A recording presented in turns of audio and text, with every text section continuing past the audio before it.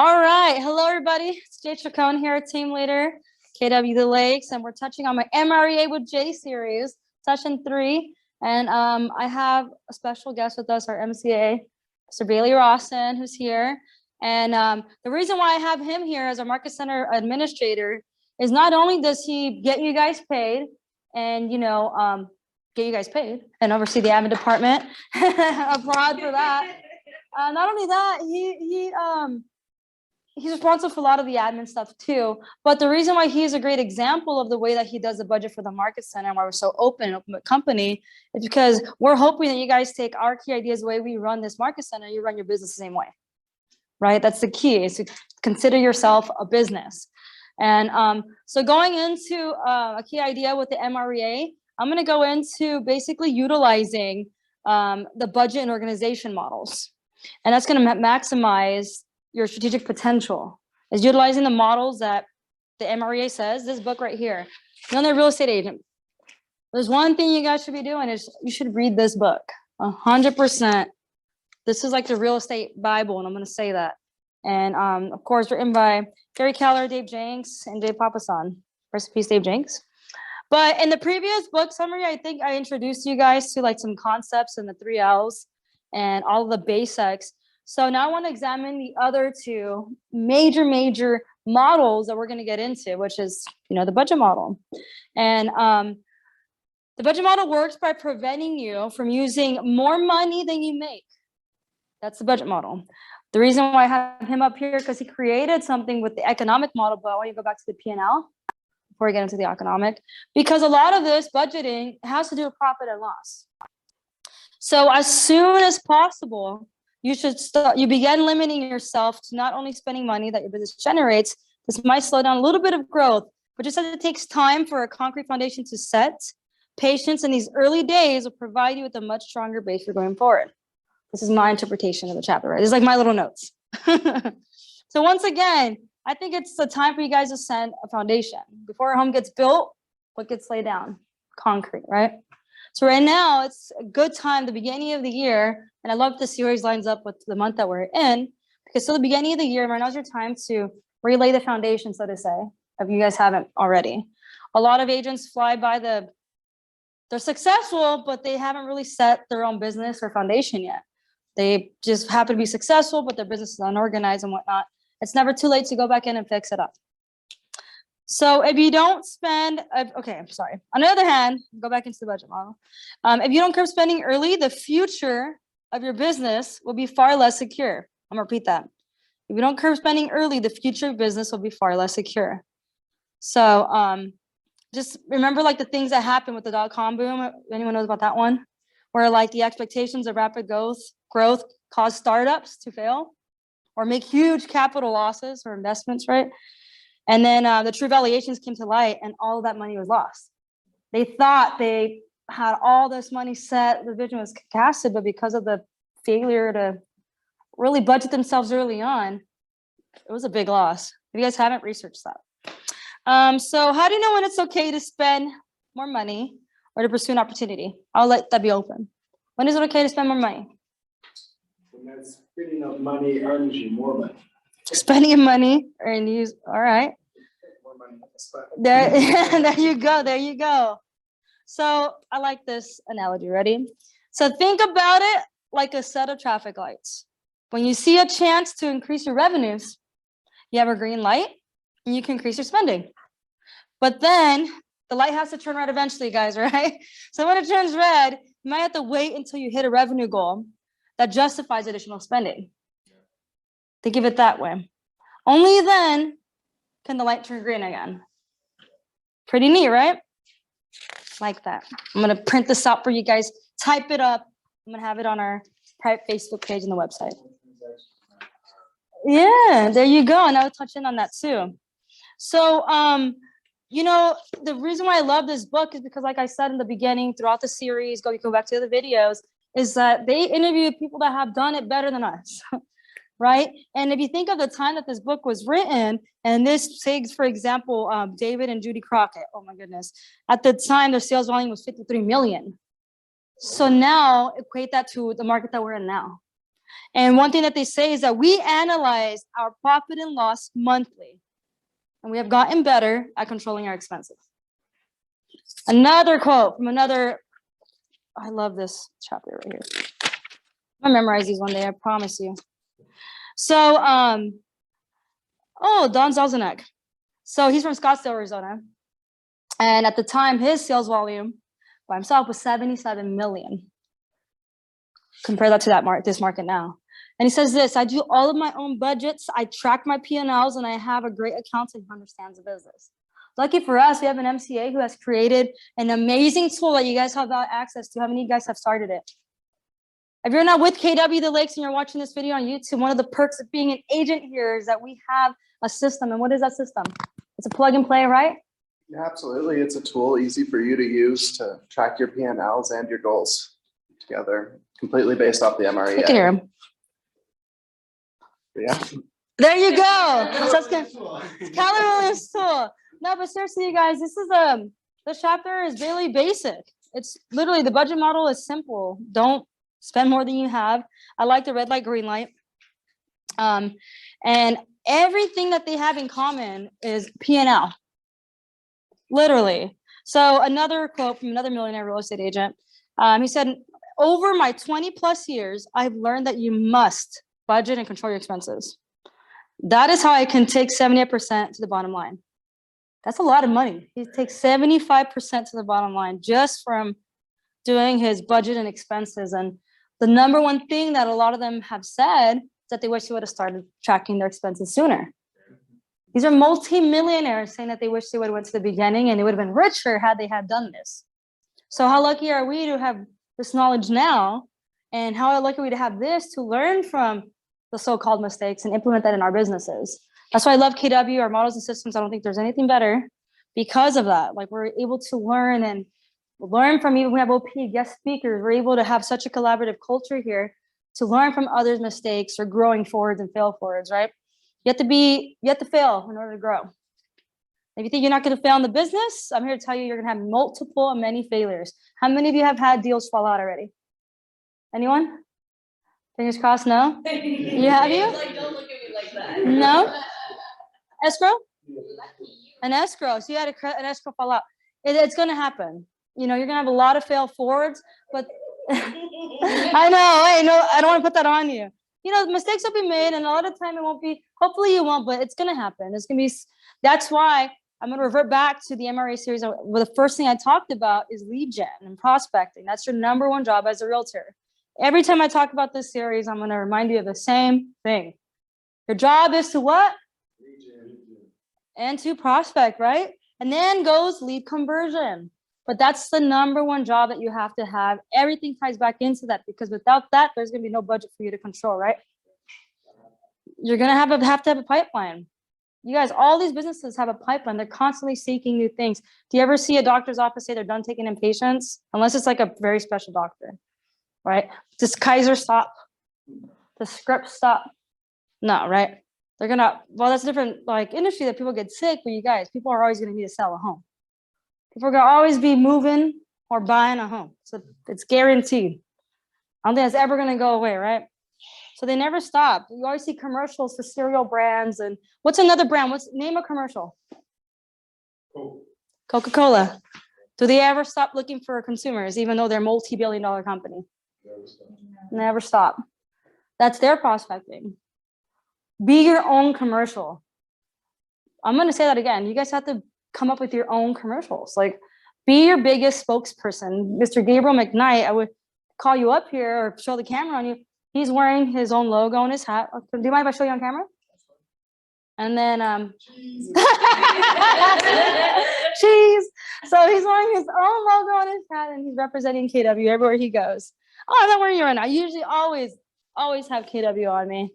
So, not today, but super always having KW stuff. But be your biggest, influence. That should be an expense that you spend. Number one is putting your name out there. So if I can tell you one thing is to not be cheap when it comes to that. All right. So not only that, the next step would be the organizational model, and I'll get into that one and probably the next series, because right now I really do want to emphasize P&L. But the organizational model is going to help you employ skilled people. That's what it's for. The organization model breaks into like your first hire. Your first hire should always be an admin. I think this goes with P&L perfectly. And the reason I'm merging this is because, look, the organizational model will help you employ skilled people and free up your time to concentrate on the more important parts of your business. The first person you should always hire is someone to handle administrative tasks. I'm gonna say it again, an admin, okay? Letting you focus on selling property. Gary Keller, discussed, and I have it recorded here. I wrote it down, the 5 steps and the 5 jobs that realtors have. First one's lead generation. The second one is lead conversion. And then it goes to showing property, writing contracts. And wait, I'm missing one, skipped one. Don't quote me, okay?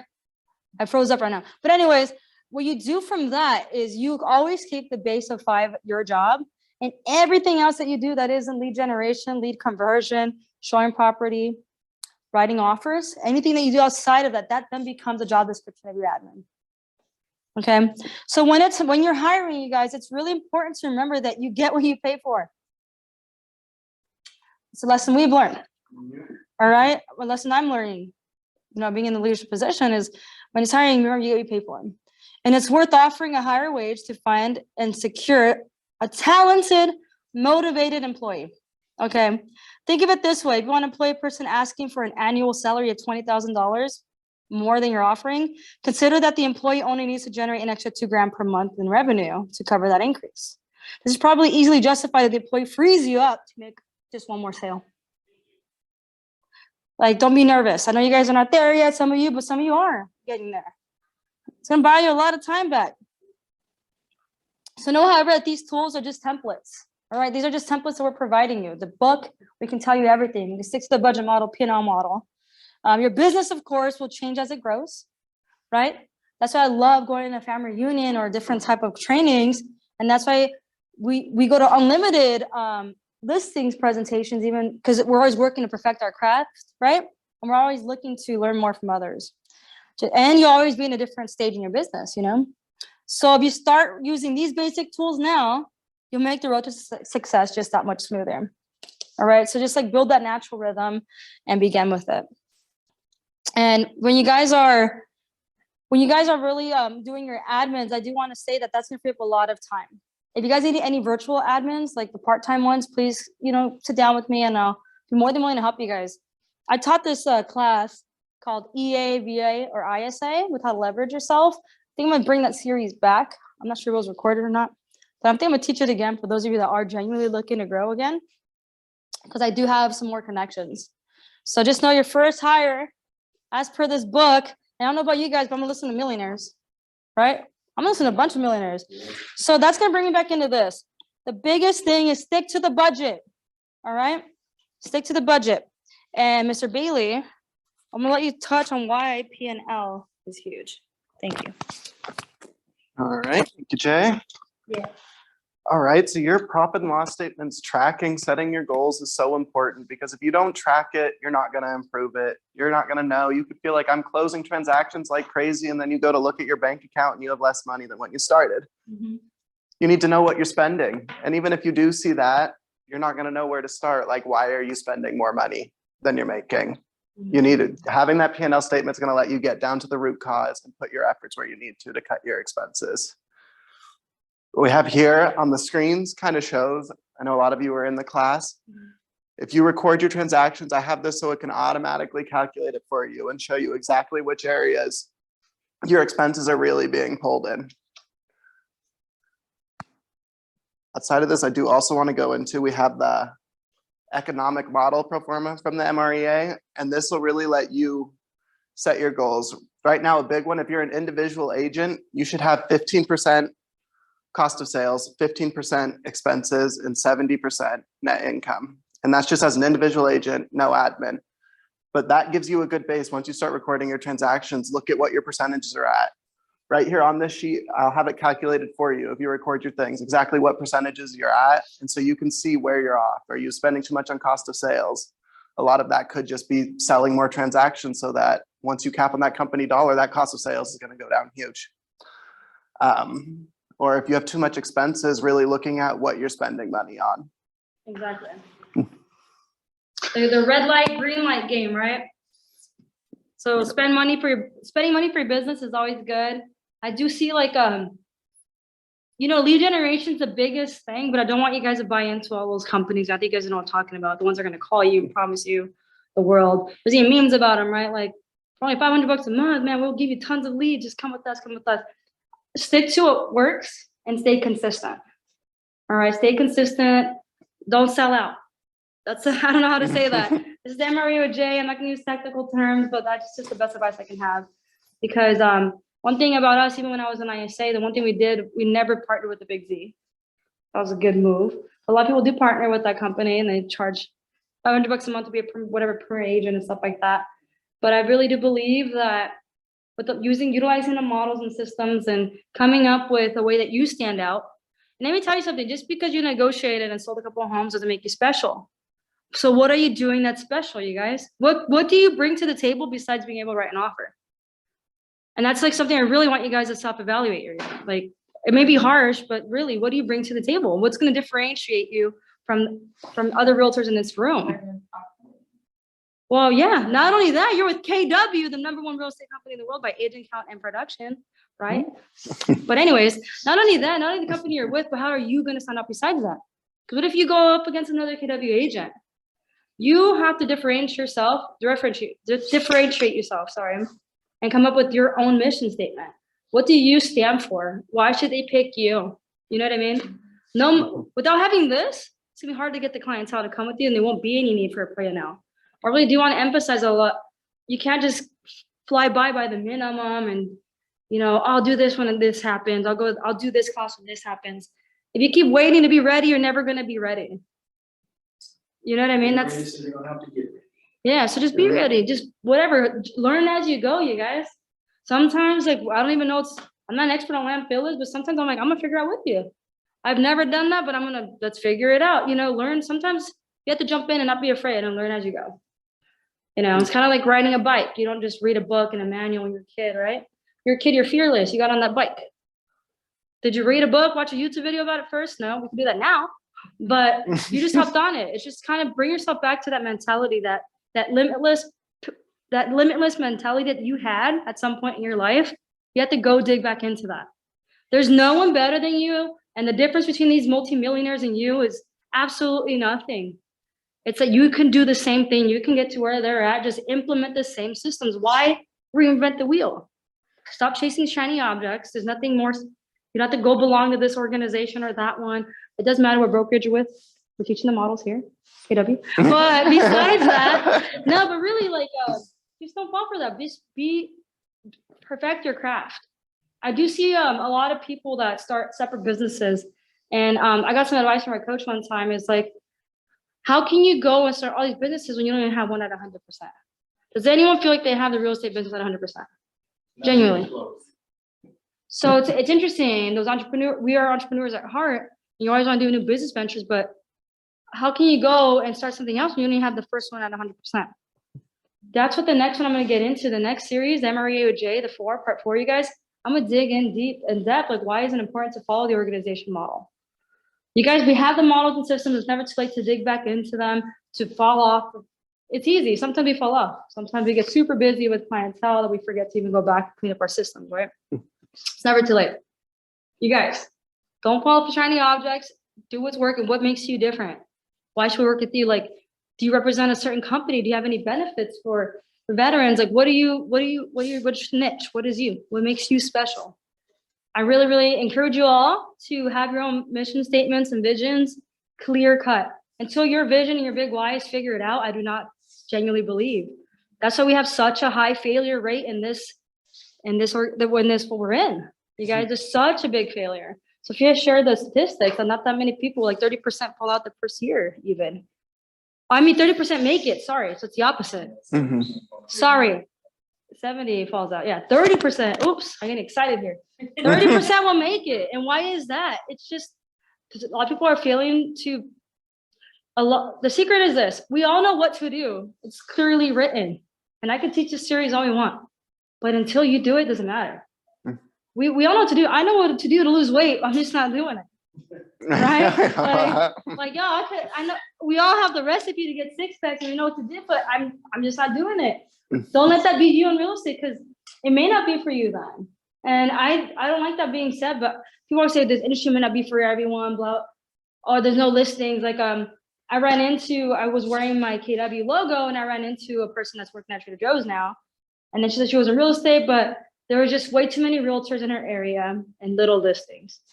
And I'm not gonna say her name, and she'll never probably see this. I don't know if you will, but I had a great conversation with her. I was like, you know what, coaching moment. But that mindset, hear what she said. What did you guys hear? Limiting belief. Limiting beliefs. She was quitting. Yeah. She did. She works like she's not doing real estate anymore. Not doing believing Trader in Joe's. herself enough. Yeah, that excuse that there's like 3,000 realtors. Blah, blah. You guys, you know how many realtors we have in this area? We have 1,657 realtors just in Lake Elsinore. Yes, that's a real number that I just pulled up before this class. I'm constantly looking in because I just want 200 of them. So help me. That's it. That's all I want. I don't care what I just want 200 that really, really want to use these models and systems and grow with me and Sophia, and that want to live this life and build that legacy worth leaving behind. That's all we want. People will come and go that don't see the vision, but I know the people in this room will. I want to help you guys be the future like millionaire that people are going to interview. The ones that talk at the panel at family reunion. We all have it in us. There's nothing really different. They just never stop. Success is boring. Success is so boring because it's the same repetitive stuff. That's why people get distracted. Just don't get distracted. It's boring. It goes back to the numbers. My numbers guy, profit and loss statement, tracking your day. The reason why he's touching on this is because you're talking about the number of appointments that they have to go on, right? Is it pretty laid out? How many appointments? If I want to make, what's my goal up there? If I want to make 245,000, or what was it? If you want to make 350,000 for So the if year. I want to make $350,000, you know, GCI, how many appointments have to go on a week? So have to go on one listing appointment, or 3 a month. there you go. So I have to set 37, right? But I have to just go and make it to 3. And I have to go on one listing appointment a week, and I think one buyer consultation a week. You guys, the success is boring. It boils into the numbers. I'm not calling your job boring, okay? Hey. I'm just saying, that's amazing because he makes all these tools. It's boring because it's the same repetitive things. And that's why I see people giving up after the first few months, or, you know, it's not a race, it's a journey. And just because some people happen to have their models in place a little bit sooner, or you've been doing this for like a year, you haven't done as much as them, don't let that get to you. Don't let that limit you, and just look in your business. Stop blaming everything around you and look within. The number one thing, and the reason why retention, what's the other one they leave? When people leave, not retention, attrition. There you go. Top scholar. Yeah, there you go, top scholar. There you go. So attrition, that's why attrition is expected, because you know what happens?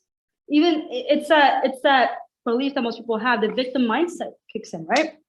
So what they start doing is that look at all the classes and trainings that we can do. And there's people are probably be like, I don't want to be there. They'll go somewhere. When they're not succeeding, that's when people go, they go like this. They never go here, right? Like, well, it's this broker. Well, if I didn't have this, if I didn't have that, I'm not, it's this, it's that, or it's because of my app wasn't set up, or it's because I didn't have my own website. And they never really work with them. And is that ever really the case, guys? Is it because of website, or? I always say one thing: successful people be successful no matter where you put them. I guarantee you, if you told me tomorrow, or Sophia, if you told me, put me in a car lot and I had to go sell a car, I'll be the number one. That's just me.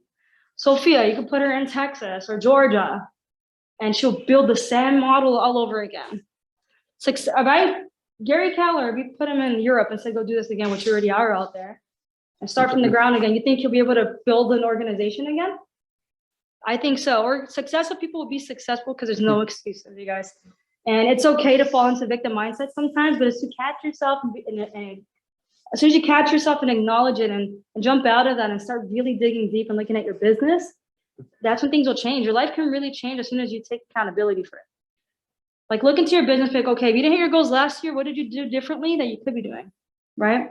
I remember I posted on Facebook to ask yourself some questions. What am I currently doing? Write this down. So I'll write this down when I'm done. What am I currently doing that if I stop doing, no one would notice? On the growth call, Mark King, they give an example. They were paying hundreds of dollars for a letter for their office, the KW International. And they wrote at the bottom of one of the newsletters, if you've gotten this far and read this much, come to my office for a Starbucks gift card. He said out of the entire day, only one person came up and says, I'm here for a Starbucks gift card. Right? And they're over here spending hundreds of dollars in time on this newsletter. So think about it that way. What am I doing now that if I stop doing, I would notice? It's a good little trick. Right? So it's a good thing to know what's really working, guys. Apply it to your life, whatever you have going on. And then like the second question that I had was, where did I put it? Let me see. So you can always ask yourself too, is what is one thing that if I started doing, my results would change drastically? What is the one thing that if I started doing, my results would change drastically? Do we all have something that comes to mind when I ask that? What's the one thing you could start doing that you're not doing? More lead gen. More lead gen. Bunker time, right? We like to say bunker time in the team leader world, right? You guys are gonna hear this. It's bunker time, and they found like the recipe is sometimes right now what they're trying is 45, 10, 45. 45 minutes pure prospecting, 10-minute break to yourself where you remove yourself from the area you're prospecting in. Remove yourself. 10 minutes, come back in 45 more minutes. But when you're in those 50-minute sessions, you have to bunker down. I'm ordering a sign. I can't wait for it to come in and put it on my door. And I'm going to do from 9 to 11 a bunker time. And I'm going to literally be non-interrupted, not look at emails or anything. I'm genuinely going to go back into my ISA mode, my bunker time. I'm not afraid to call people.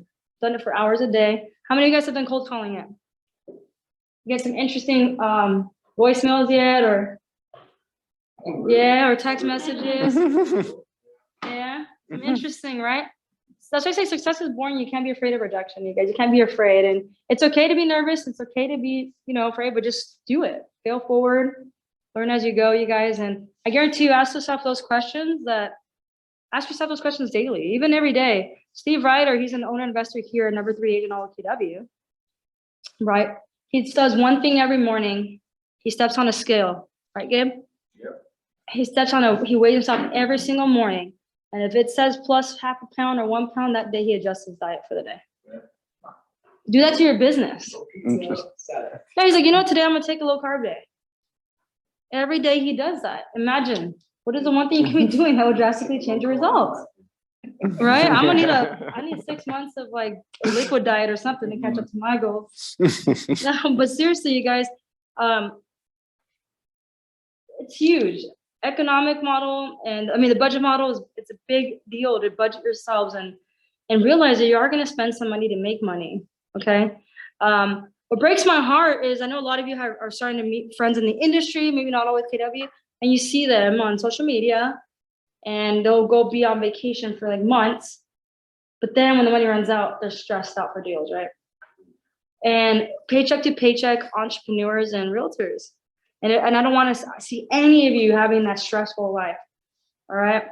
Please, budget yourselves and have fun. Don't get me wrong, have fun. But you're working, because God family business, but then working hard to leave a legacy, right?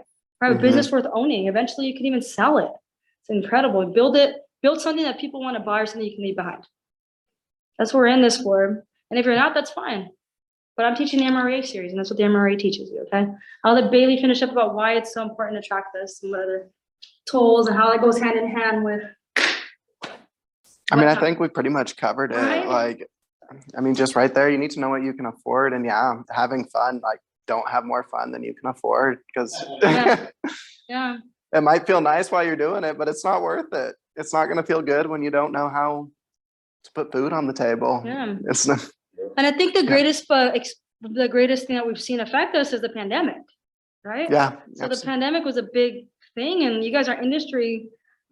The state of the world is unknown. What could happen next, and all this. You watch the news and whatever's going on. You never know. So it's really important to track your expenses and treat this as a business and be able to you know, we had to shut down our business, some businesses for a little bit, right? It was scary, like maybe it was like a month or two at the beginning of the pandemic, but then we're in such a business. But still, for things were unknown and things were scary. So be able to say that, you know what, I can survive, God forbid anything happens, the next few months without having to need a paycheck come in. Absolutely. Don't blow all your savings on a vacation. Or please don't rack up those credit cards. In the beginning, it's okay because you know what? A lot of people start out the same, having to borrow money to set the foundation of the business. That is normal, but don't let this become a habit and don't let that be normal for you forever. It's okay in the beginning to, you know, do what you got to do to make your name be out there. Yep.